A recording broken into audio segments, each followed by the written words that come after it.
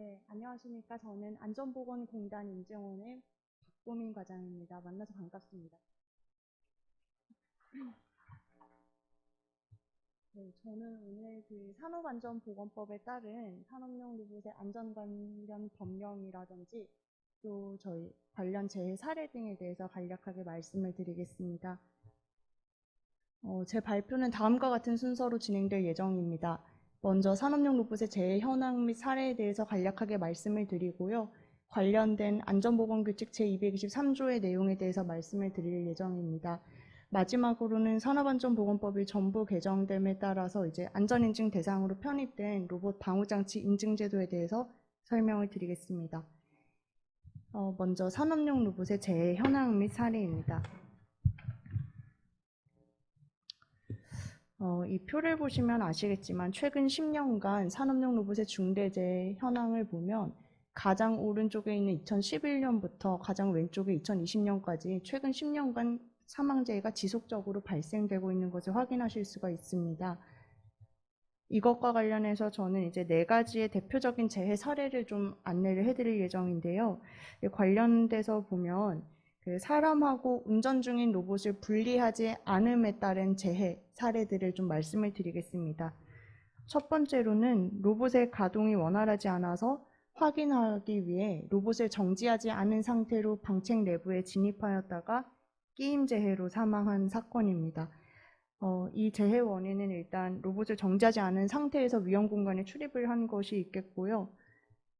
예방 대책으로는 운전을 정지하고 난 뒤에 방책 내부로 진입을 하여야 한다는 점, 그리고 안전매트 등의 이중 안전 조치를 실시함으로써 좀 예방할 수 있지 않을까 싶습니다. 두 번째 재해는 이제 로봇이 아니라 로봇 주변에 있는 설비를 점검하기 위해서 그 로봇의 작동 범위 내로 진입하였다가 부딪힘 재해가 있었던 사례입니다.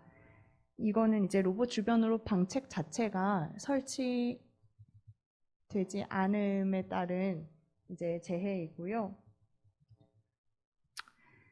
예방 대책으로는 로봇의 가동 범위 내에 진입을 할 상황이 발생할 경우에는 일단 로봇의 운전을 먼저 정지하고 점검 중이라는 표지판을 부착을 하고 또 이제 열쇠로 잠궈서 별도 관리하는 등의 락아웃, 퇴가웃 조치를 실시하는 것이 있겠습니다. 저희 공단에서도 최근 이 락아웃, 퇴가웃 조치 관련해서는 굉장히 감독을 좀 더 중점적으로 진행을 하고 있는 부분이고요. 로봇 외에도 다른 기타 위험기계나 설비들도 보통 유지보수 작업 중에 운전을 정지하지 않고 관련해서 유지보수 작업이나 청소 작업을 하다가 사망재해로 이어지는 경우가 많기 때문에 요즘은 이렇게 설비들은 일단 운전을 먼저 정지를 하고 점검 중 표지판을 부착해서 관리를 하도록 하고 있습니다. 이제 세 번째는 자동화 라인을 점검하다가 로봇이 불시기동되어서 사망한 재해입니다. 이 경우에는 이제 출입문 연동장치 기능을 해제하고 사용을 하다가 출입문이 열려 있는 것을 인지하지 못한 로봇이 불시기동을 해서 사망한 재해인데요. 관련해서는 이제 출입문 방호장치 해제를 금지하고 역시 앞서 말씀드렸던 것처럼 락아웃하고 태그아웃 조치를 실시하는 것이 있겠습니다.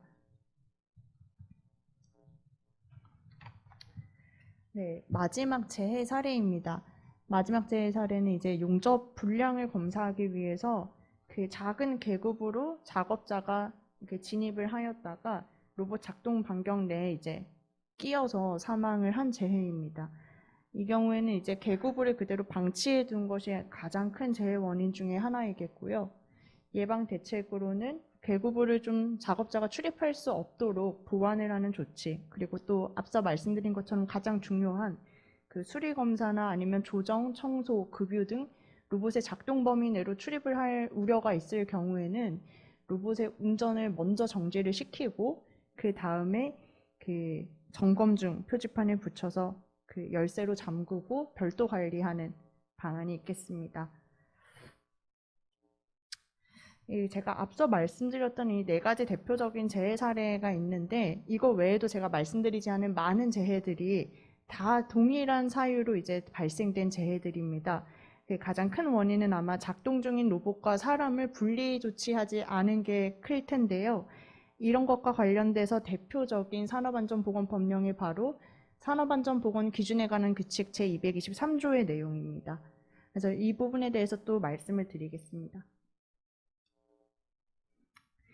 223조 같은 경우에는 로봇의 운전 중의 위험을 방지하기 위해서 그 로봇 주변, 작업자와 로봇을 분리하기 위해서 높이 1.8m 이상의 방책을 로봇 주변으로 설치하도록 하고 있는 그 법령입니다. 여기 보시면 여기 상단에 이제 붉은색 부분은 이제 2018년에 개정이 된 내용이고요. 하단에 이제 푸른색 글씨 부분은 2016년에 개정된 내용입니다. 그래서 이 개정 사항에 대해서 좀 더 구체적으로 자세하게 알아보겠습니다.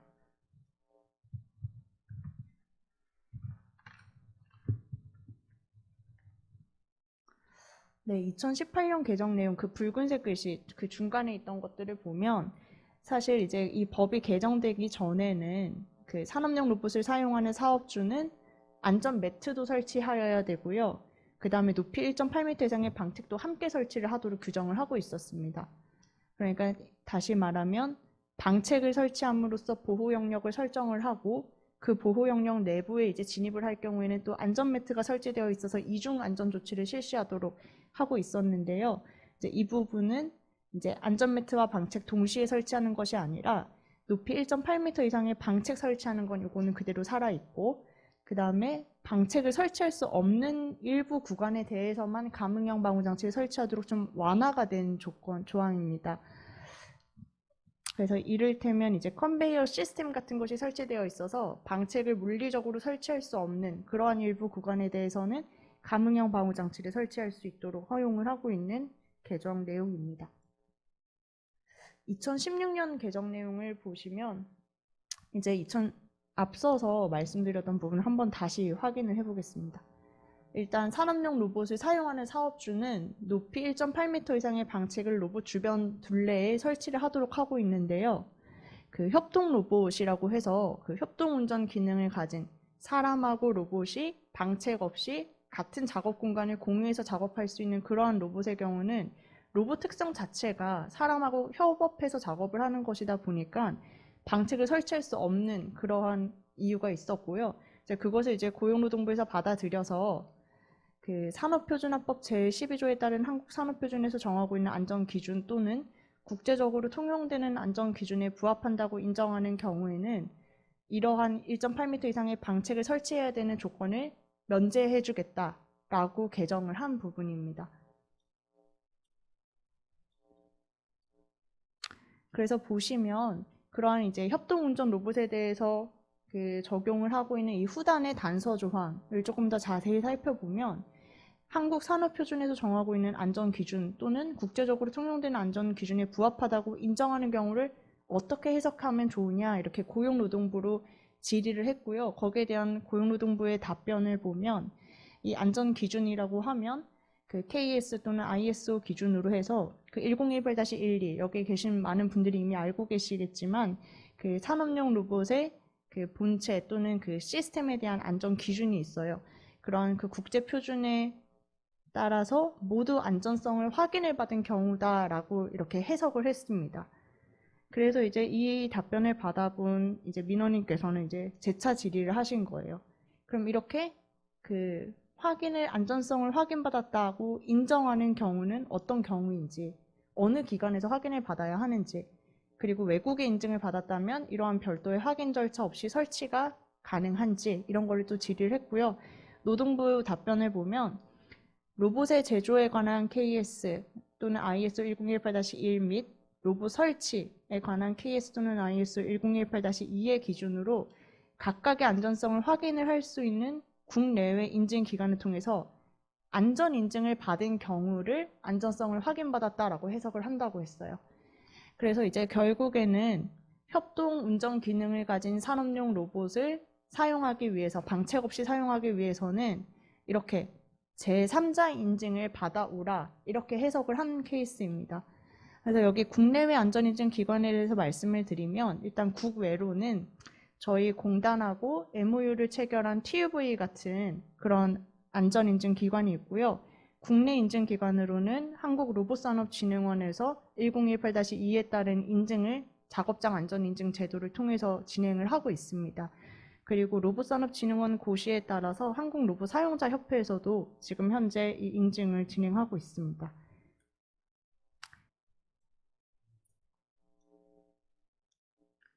이제 마지막으로 산업용 로봇의 방호장치 안전인증에 대해서 말씀을 드리겠습니다. 이제 산업용 로봇 관련해서 산업안전보건법의 주요 개정 사항이 바로 이 로봇 방호장치가 이제 인증 대상으로 편입이 되었다는 것인데요. 이제 이 부분에 대해서 조금 더 자세하게 한번 알아보겠습니다. 일단 이렇게 산업용 로봇 방호장치 안전인증 제도를 추진하게 된 배경에 대해서 좀 간략하게 말씀드리겠습니다. 앞서 제가 말씀드린 것처럼 그 최근 10년간 산업용 로봇 관련 사망사고가 지속적으로 발생을 한 것이 일단 크고요. 이제 이렇게 사망사고 계속 발생을 하다 보니까 이제 정부에서도 이걸 좀 별도로 관리할 수 있는 방안이 없겠냐 이렇게 좀 방안을 모색하던 중에 또 저희 4차 산업혁명에 따라서 스마트 팩토리 가속화되고 있고 이런 스마트 팩토리를 구축하는 기반 요소로서 로봇의 중요성이 이제 점점 부각이 되고 있지 않습니까? 그리고 이와 더불어서 이것과 관련된 각종 센서 등의 안전 기기류에 대한 신뢰성 검증이 요구가 되고 있어서 저희가 그러한 신뢰성 검증을 하기 위한 안전인증 제도를 좀 마련을 해보자 여기까지 이제 도달을 해서 추진을 하게 됐고요. 관련해서 이제 로봇 방호장치의 예시를 좀 살펴보겠습니다. 이미 다들 잘 아시고 계시겠지만 먼저 압력 감지형 안전 매트가 있을 수 있겠고요. 이제 방책 대신해서 이제 할 수 있는 라이트 커튼 그리고 레이저 스캐너나 인터록 스위치 등이 있겠습니다.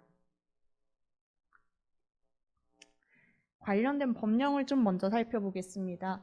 저희 산업안전보건법 제84조에 따르면 안전인증 제도에 대해서 규정을 하고 있습니다. 고용노동부 장관은 유해하거나 위험한 기계기구 설비 및 방호장치 또는 보호구의 안전성을 평가하기 위해서 안전인증 기준을 정하여 고시할 수 있도록 규정을 하고 있고요. 이러한 유해 위험한 기계기구 설비 중에 그 근로자의 안전보건에 필요하다고 인정돼서 대통령령으로 안전인증 대상을 설비들을 또 규정을 하고 있어요. 그래서 이렇게 대통령령으로 정해진 안전인증 대상 기계 기구 등을 제조하거나 또는 수입하는 자는 안전인증을 받도록 규정을 하고 있습니다. 이 말은 이제 사용 단계 이전, 사용 전 단계에서부터 좀 안전성을 근원적으로 확보를 하겠다라는 제도의 취지가 보이고요. 그래서 여기서 그럼 대통령령으로 정하는 안전인증 대상 설비들이 어떤 것들이 있겠느냐? 기계, 기구나 아니면 보호구 등도 있지만 저희는 오늘 로봇의 방호장치 인증에 대해서 확인할 거기 때문에 방호장치 부분만 좀 살펴보겠습니다. 2019년 1월 15일에 이제 산업안전보건법이 전부 개정이 되었어요. 그래서 그 전부 개정 법률이 20년 1월 16일부터 시행이 되었는데 그렇게 시행이 되면서 이제 로봇 방호장치, 충돌 협착 등의 위험 방지에 필요한 산업용 로봇 방호장치로서 고용노동부 장관이 정하여 고시하는 것이 안전인증 대상으로 새롭게 이제 편입이 되었습니다. 그래서 여기를 보면 또 충돌 협착 등의 위험 방지에 필요한 산업용 로봇 방호장치 중에서도 고용노동부 장관이 정하여 고시하는 것이라고 되어 있어요. 그래서 이제 그러면 이러한 로봇 방호장치 아까 제가 예시 보여드린 게 많았는데 그 중에서 어떤 것들을 고용노동부 장관이 정해서 고시했는지를 또 이제 고시 내용을 살펴봐야 됩니다. 그래서 보시면 이제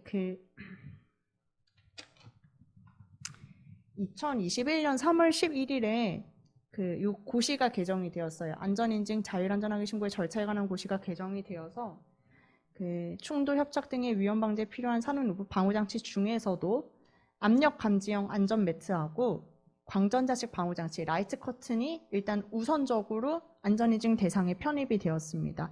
아까 보여드렸던 그 많은 로봇 방호장치의 종류 중에서도 일단 지금 당장 적용되는 것은 압력 감지형 안전 매트, 그 다음에 라이트 커튼 이렇게 두 가지를 선제적으로 적용을 하겠다 이렇게 이해를 해주시면 되겠고요. 근데 이제 이게 개정이 이제 3월 11일에 됐다고 말씀을 드렸잖아요. 근데 이제 시행은 6월 1일부터 시행이 됩니다. 그래서 이 시행되는 거에 앞서서 이제 6월 1일이 며칠 전에 지났죠. 그러니까 이제 지금부터 제조되고 있는 안전 매트, 산업용 로봇용의 안전 매트하고 산업용 로봇의 충돌 위험을 방지하기 위한 라이트 커튼은 이제 KCS 안전 인증을 의무적으로 받아야 됩니다. 그런데 이제 안전 매트 같은 경우에는 사실 그 기존에 법이 개정되기 전에는 자율안전확인 신고 대상 설비 중에 하나였어요. 그 다음에 또 라이트 커튼 같은 경우에는 저희 공단의 산업기계 인증부에서 S마크 인증을 진행하고 있는 설비 중에 하나였고요. 그래서 이제 그러한 두 가지 설비의 인증 전환을 이제 어떻게 할 건지 좀 살펴보겠습니다. 그래서 이제 보시면 방호장치 인증 고시에 따라서 21년 6월 1일 이후에 제조되는 제품의 경우에는 KCS 안전인증을 획득하도록 이제 규정을 하고 있고요. 방호장치가 6월 1일 이후에 뭐 설치됐다, 6월 1일 이전에 설치됐다 이런 것이 아니라 그 제조일자를 기준으로 저희가 보고 있다. 이렇게 이해를 해주시면 감사하겠습니다. 그래서 만약에 제품 심사 같은 경우에는 자율안전 기준에 따라서 이전에 신고했었던 그런 시험 검사 결과서들이 있지 않겠습니까? 그래서 그런 것들이 있을 경우에는 일부 시험을 면제하고 신규로 저희가 고시에서 규정하고 있는 그런 내용들만 심사를 진행하도록 검토 중에 있습니다.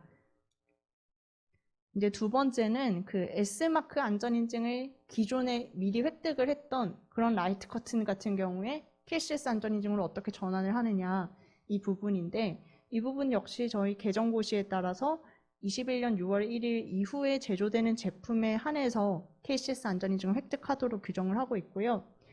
설치일자가 아닌 제조일자 기준이라는 점을 좀 인지해 주시면 되겠습니다. 그리고 이 라이트 커튼 같은 경우에는 그 기존에 만들었던 그 라이트 커튼을 그냥 앞으로도 산업용 로봇에 쓰겠다 이럴 경우가 많을 텐데 그러한 동일 모델에 대해서 KCS 마크하고 S마크 인증을 동시에 취득하실 수는 없으세요.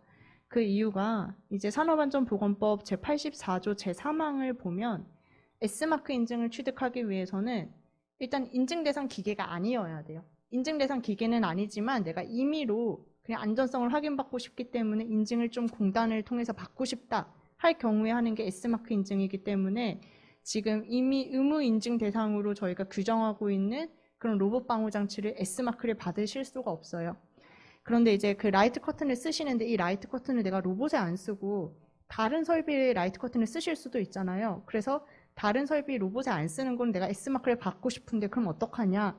그 경우에는 이제 모델명을 바꾸시면 돼요. 다른 모델로서는 취득이 가능하기 때문에 좀 KCS 로봇용하고 그 로봇이 아닌 기타 다른 설비용 라이트 커튼을 좀 구분하셔서 인증을 받으실 수는 있습니다.